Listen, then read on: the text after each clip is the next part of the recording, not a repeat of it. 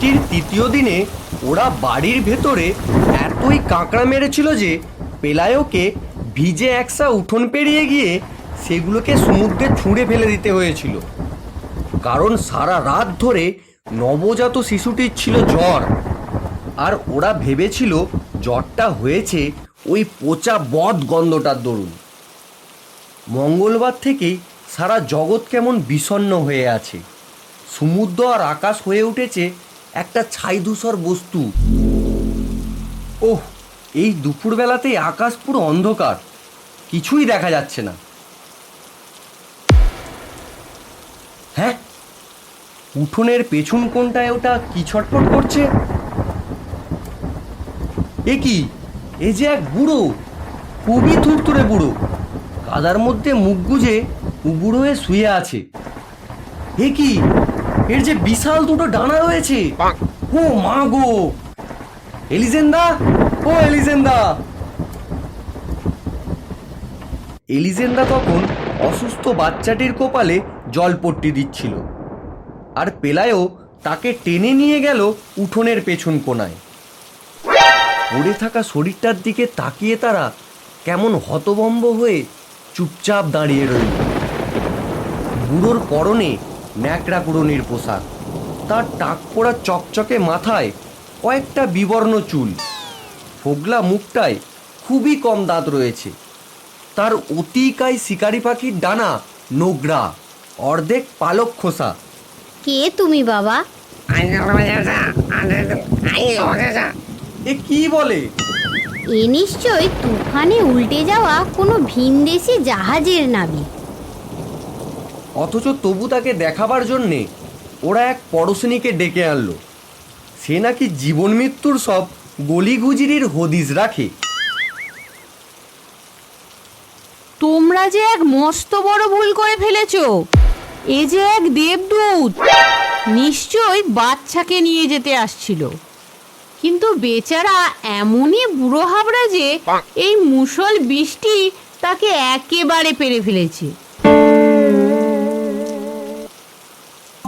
পেলায়ও সারা বিকেল রান্নাঘর থেকে তার উপর নজর রাখলো। তাদের পালের খাটো মুগুরটায় সে সশস্ত। আর রাত্রিরে শুতে যাবার আগে তাকে সে কাদা থেকে হিজড়ে টেনে নিয়ে গিয়ে তারের জাল ঘেরা মুরগির খাঁচাটাই বন্ধ করে রাখলো। মাঝরাত্রিরে বৃষ্টি যখন ধরে এলো, পেলায়ো আর এলিজেন্দা তখনও একটার পর একটা কাঁকড়া মেরে চলেছে।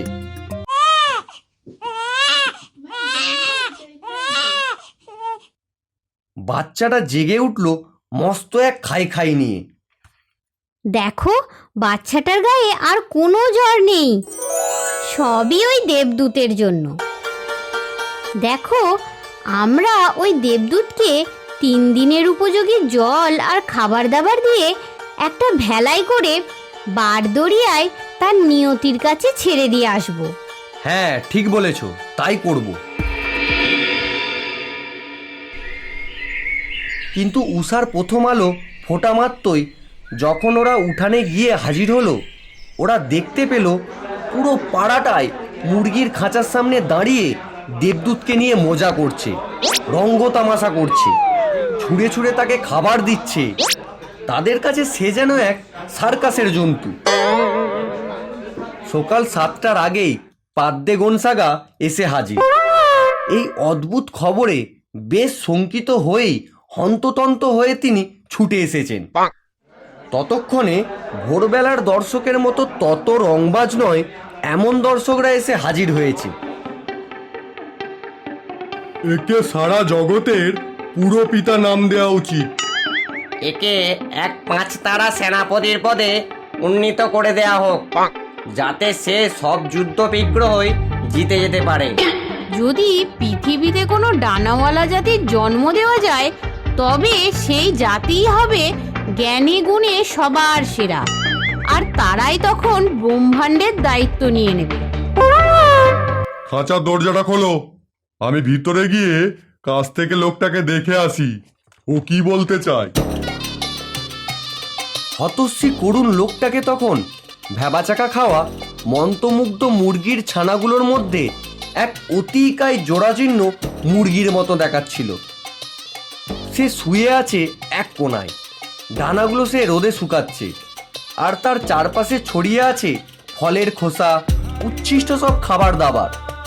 পাদ্রে গনসাগা মুরগির খাঁচার মধ্যে ঢুকে তাকে ল্যাটিন ভাষায় সুপ্রভাত জানালেন।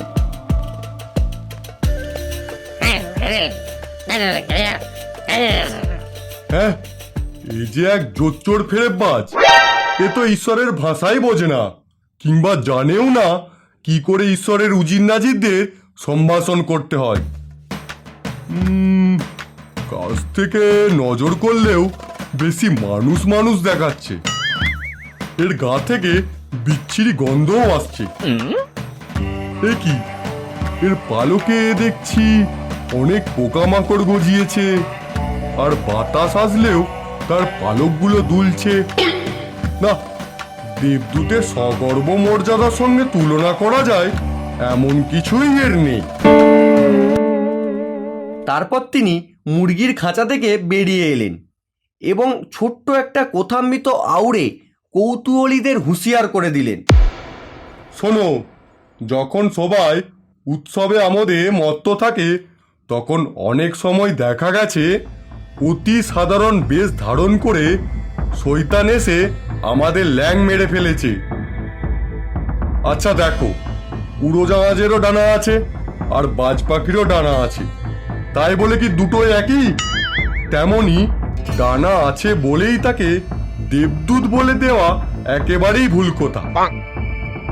তবুও আমি কথা দিচ্ছি, আমি আমার বিশপকে একটা চিঠি লিখব। যদি তিনি উত্তর দিতে না পারেন, বিশপ আর্চ বিশপকে লিখবেন।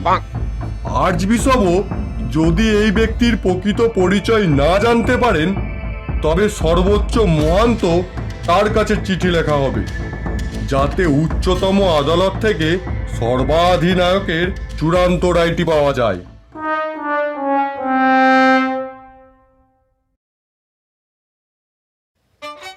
বন্দি দেবদূতের খবর এত দ্রুত ছড়িয়ে পড়ল যে কয়েক ঘন্টা বাদেই একটা বড় হাটবাজারের ব্যস্ততা আর শোরগোল উঠল উঠানে। আর ভিড়কে সরিয়ে দেবার জন্যে ডাকতে হলো সঙ্গীন সমেত সেনাবাহিনীকে, নইলে বাড়িটা তারা প্রায় ধসিয়েই দিত। ওহ, এই হাট বাজারের জঙ্গল ঝাড় দিয়ে দিয়ে আমার শিরদাঁড়া দুমড়ে গেল। আচ্ছা, আমরা উঠোনের চারপাশে বেড়া দিয়ে সকলের কাছ থেকেই তো দর্শনী বাবদ 5 সেন করে নিতে পারি। কৌতূহলীরা এলো দূর দূরান্ত থেকে। জগতের সবচেয়ে দুর্ভাগা ও অসক্তরা এলো স্বাস্থ্যের সন্ধানে। এলো এক বেচারি মেয়ে, জন্ম থেকেই যে গুনে যাচ্ছিল তার বুকের ধুকপুক। গুনতে গুনতে এখন সে সব সংখ্যাই শেষ করে ফেলেছে। এলো এক পর্তুগিজ, কিছুতেই যে কখনো ঘুমাতে পারে না, কারণ তারাদের কোলাহল তার ঘুম কেবলই চটিয়ে দেয়।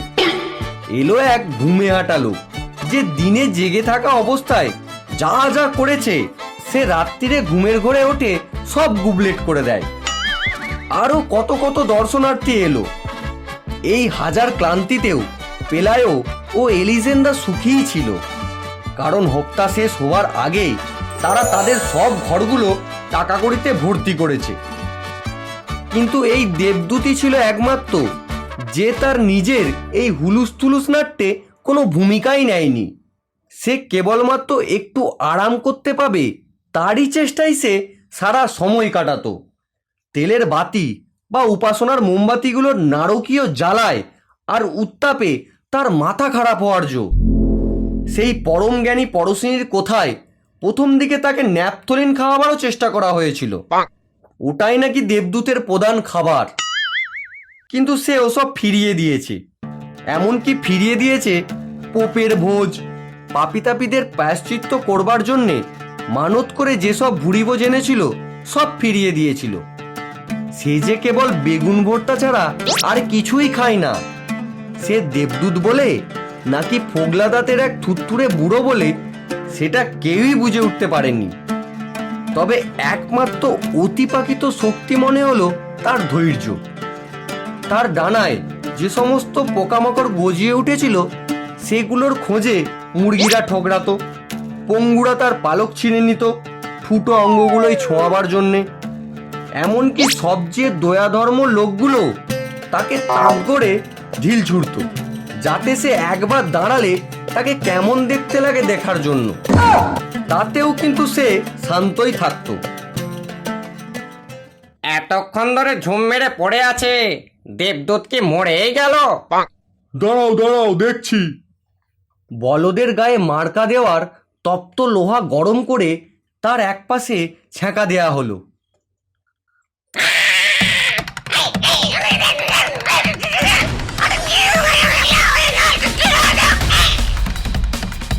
এই ঘটনার পর থেকেই তারা হুঁশিয়ার হয়ে যায়, যাতে তাকে আর এমন চটিয়ে দেওয়া না হয়। এদিকে পাদ্দে গনসাগা বন্দির প্রকৃতি সম্বন্ধে চূড়ান্ত রায় কি আসে তার জন্য অপেক্ষা করছিলেন। কিন্তু রোম থেকে আসা চিঠিতে কোনো তারাই দেখা গেল না। উল্টে তারাই কিছু নির্বোধ প্রশ্ন করে সময় কাটিয়ে দিলে, যেমন বন্দির কোনো নাভি আছে কিনা, তার কথাবার্তার সঙ্গে সিরিয়াল প্রাচীন ভাষার কোনো সম্পর্ক আছে কিনা, একটা ছুঁচের ডগায় তার মতন কটা মাথা এঁটে যায়, অথবা সে কি নিছকই নরওয়ের কোনো লোক গায়ে ডানা লাগিয়েছে। এসব তুচ্ছ চিঠি আদান প্রদান হয়তো অন্তকাল পর্যন্ত চলতো, কিন্তু এক দৈব ঘটনা পাদ্রে গনসাগাকে সমস্ত বিপত্তির হাত থেকে রেহাই দিল। শহরে এসে পৌঁছেছিল একটি মেয়ের ভ্রাম্যমাণ প্রদর্শনী, যে তার বাবা মার কথার অবাধ্য হয়েছিল বলে মাকড়সা হয়ে গিয়েছিল। দেবদূতকে দেখতে যত পয়সা দিতে হতো, একে দেখতে তার চেয়ে কম পয়সা দিতে হয়। শুধু তাই নয়, একে যা খুশি প্রশ্ন করা যেত, কাছে গিয়ে ভালো করে দেখে এর সত্যতা বিচার করা যেত। সে এক ভয়ঙ্কর ট্যারেন্তুলা মাকড়সা, একটা মস্ত ভেড়ার মতো বড়, আর তার মাথাটি ছিল এক বিষাদময়ী কুমারী মেয়ের। সবচেয়ে হৃদয় বিদারক ছিল তার গলার করুণ কণ্ঠস্বর। তোমার এই দশা হলো কি করে? যখন আমি একেবারেই ছেলে মানুষ ছিলাম, তখন এক নাচের আসরে যাব বলে কাউকে কিছু না জানিয়ে বাড়ি থেকে বেরিয়েছিলাম।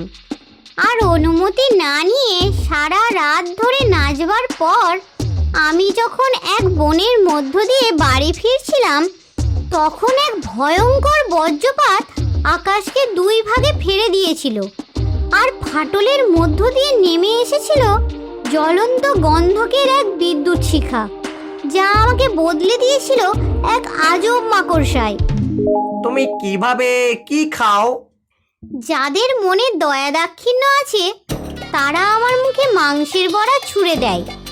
একমাত্র এটাই আমাকে একদিন বাঁচিয়ে রেখেছে। এরকম এক দৃশ্য, যার মধ্যে এতই মানবিক সত্য আর এমন এক ভয়ঙ্কর শিক্ষা আছে, যা কোনো চেষ্টা না করেই দেবদূতের প্রদর্শনীকে হারিয়ে দিতে পারে। তাছাড়া দেবদূতের নামে যে কটা অলৌকিক ঘটনার দায় চাপানো হয়েছিল, তা কেবল মানসিক বিশৃঙ্খলা ছাড়া আর কিছুই নয়। দেবদূতের কাছে এক অন্ধ এসেছিল, যে তার দৃষ্টি ফিরে পায়নি বটে, তবে তার 3টে নতুন দাঁত গজিয়েছিল। এক পঙ্গু বেচারি, যে হেঁটে হেঁটে পাহাড় টপকাতে পারেনি বটে, তবে একটা লটারি প্রাইসে জিতেই যাচ্ছিল। কিংবা এক কুষ্ঠরোগী, যার ঘাগুলো থেকে গজিয়েছিল সূর্যমুখী ফুল। কোনো সান্ত্বনা পুরস্কারের মতো এসব অলৌকিক কাণ্ড আসলে ভিন্নধর্মী মস্করা ছাড়া আর কিছুই নয়। আর এই মাকড়সায় বদলে যাওয়া মেয়েটি আসতেই দেবদূতের মান, সম্ভ্রম, খ্যাতি একেবারে ধুলোয় ধসে পড়ল।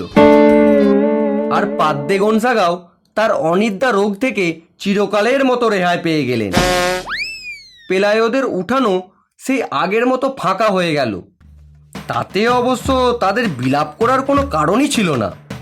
যে টাকা তারা কামিয়েছিল তা দিয়ে একটা দোতলা বাড়ি বানিয়ে নিল। শহরের কাছেই পেলায়ও একটা খরগোশ পালন করবার ঘিঞ্জি গোলক ধাঁধা বানিয়ে নিল, আর চিরকালের মতন ইস্তফা দিল তার সাধ্যপালের কাজে। এদিকে এলিজেন্ডা কিনে নিল কতকগুলো উঁচু খুড়োলা ঢাকা জুতো আর রামধেনু রঙের রেশমি কাপড়। এত কিছুর মধ্যে মুরগির খাঁচাটাই একমাত্র যার কোনো পরিবর্তন হয়নি। গোড়ায় যখন তাদের বাচ্চা হাঁটতে শিখল, তারা খুবই সাবধানে ছিল সে যাতে কখনো মুরগির খাঁচাটার খুব কাছে না যায়। কিন্তু বাচ্চার দ্বিতীয় দাঁতটি বেরোবার আগেই সে মুরগির খাঁচার ভেতরে খেলতে চলে যেত। খাঁচার তারগুলো ততদিনে অবহেলায় অযত্নে ছিঁড়ে ছিঁড়েই গিয়েছিল। অন্য কোনো মর্তবাসীর সঙ্গে কোনো মাখামাখিই করতেন না দেবদূত, বরং দূরে দূরেই থাকতো। কিন্তু কোনো কুকুর যেমন বাচ্চাদের যাবতীয় যাচ্ছে তাই অপমান ও অত্যাচার পরম ধৈর্য করে সহ্য করে, ঠিক তেমনই ধৈর্যের সঙ্গে দেবদূতও ওই বাচ্চাটিকে সহ্য করত। হঠাৎ একদিন একই সঙ্গে দুজনের জলবসন্ত রোগ হলো। যে ডাক্তার বাচ্চাটিকে দেখতে এসেছিল সে অবশ্য দেবদূতের হৃৎপিণ্ডের ধুকপুক শোনবার লোভ সামলাতে পারল না। এর বুকের ভেতর এত শীষ, এত শোরগোল, এ এখনো বেঁচে আছে কি করে? আচ্ছা, এই ডানা দুটোর যুক্তি ও প্রকৃতি কি? দেখে তো স্বাভাবিকভাবেই কোনো মানুষের আবশ্যিক অঙ্গ বলে মনে হচ্ছে, কিন্তু এর মতো ডানা অন্য মানুষদের নেই কেন? বেশ কিছুকাল কেটে গেল। বাচ্চাটি এখন স্কুলে যাওয়া শুরু করেছে। মুরগির খাঁচাটাও রোদে জলে ধ্বংস হয়েছে। দেবদূত এখন এখানে সেখানে ঘুরে বেড়ায়, পথ হারা দিকভোলা কোনো মুমূর্ষের মতো। দেবদূতকে ওরা শোবার ঘর থেকে ঝাঁটা মেরে বের করে দেয়, কিন্তু কিছুক্ষণ পরেই তাকে আবার রান্নাঘরে দেখতে পাওয়া যেত। একে একসঙ্গে এত জায়গায় দেখা যায় কি করে? বাড়ির সকল আনাচে কানাচে শুধু দেবদূত আর দেবদূত। ও বাবা গো, এ কোন নরকে বাস করছি? দেবদূতে দেবদূতে থই থই করছে। দেবদূত এখন খেতেই পারে না কিছু। তার প্রত্নপ্রাচীন চোখও এখন এত ঘোলাটে হয়ে গেছে যে সে সবসময় জিনিসপত্রে ধাক্কা খায়। পেলায়ও একটা কম্বল ছুঁড়ে দেয় তার উপর, তাকে করুণা করে একটা আটচালার নিচে শুতে দেয়। আর তখনই তারা দেখল যে রোজ রাতে দেবদূতের জ্বর আসে, আর জ্বরের ঘোরে উল্টোপাল্টা বকতে থাকে।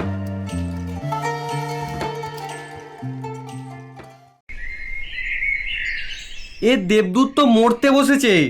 দেবদূত মরে গেলে কি করতে হয়? এটা তো আমারও জানা নেই গো। মরা দেবদূতকে নিয়ে কি করতে হয়? অথচ দেবদূত তার সবচেয়ে জঘন্য শীতকালটাই টিকে গেল তাই নয়, প্রথম রোদ্দুরে ভরা দিনগুলো আসতেই মনে হলো সে ক্রমেই সেরে উঠছে। আর ডিসেম্বরের গোড়ায় তার ডানায় মস্ত কতকগুলো আড়ধরা পালক গজিয়ে ওঠে। সে গুনগুন করে গান করে। কিন্তু দেবদূত তার এই পরিবর্তন সবার কাছ থেকে লুকিয়ে রাখার চেষ্টা করে। একদিন সকালে এলিজেন্দা যখন পেঁয়াজ কলি কাটছিল, তখন সে রান্নাঘরের জানালা দিয়ে দেখতে পেল দেবদূত এই প্রথম তার ডানা ছড়িয়ে উড়ার চেষ্টা করছে। কিন্তু বারবার চেষ্টা করেও সে উঠতে পারছিল না।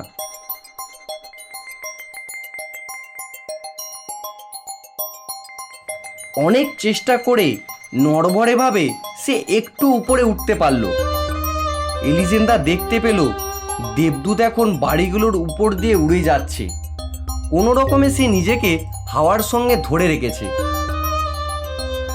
ওহ, বাঁচা গেল। পেঁয়াজ কাটা সারা হয়ে যাবার পরেও এলিজেন্দা তাকিয়ে থাকে। যতক্ষণ পর্যন্ত দেখা সম্ভব ছিল ততক্ষণ তাকিয়েছিল, কারণ দেবদূত তো এখন তার জীবনের কোনো উৎপাত বা জ্বালাতন নয়, বরং সে এখন সমুদ্রের দূর দূরান্তের নিছক কল্পনার একটা ফুটকি। বন্ধুরা, তোমাদের যদি ভিডিওটা ভালো লেগে থাকে তাহলে অবশ্যই লাইক করো, কমেন্ট করো আর শেয়ার করতে ভুলো না কিন্তু। আর সাবস্ক্রাইব